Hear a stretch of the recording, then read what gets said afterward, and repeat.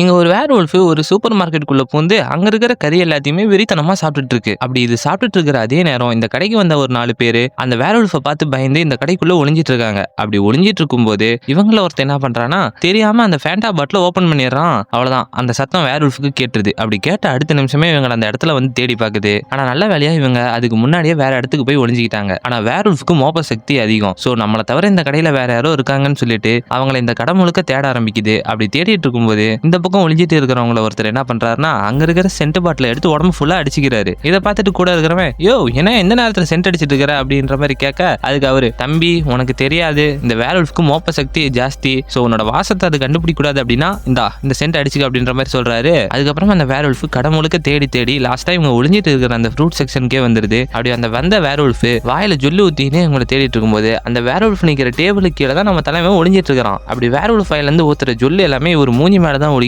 இருக்கு. அப்படி ஒழுகுன ஜொல்லெல்லாம் இவர் வாய்க்கிட்ட கொஞ்சம் கொஞ்சமா போயிட்டு இருக்க.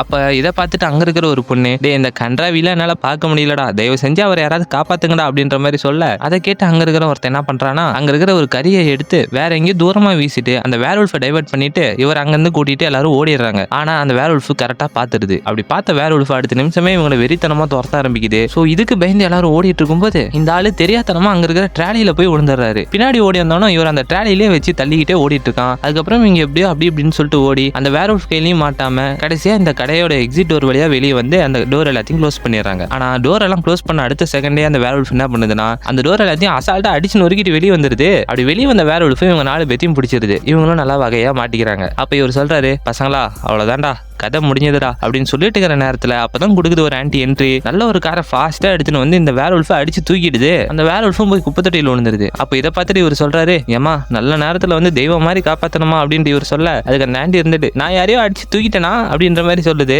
அப்போ உனக்கு வண்டி ஓட்ட தெரியாதாடி அப்படின்னு சொல்லி கேட்டா, இல்ல அதெல்லாம் தெரியும், என்ன ரிவர்ஸ் கீர் மட்டும் தான் போட தெரியாது அப்படின்னு சொல்றாங்க.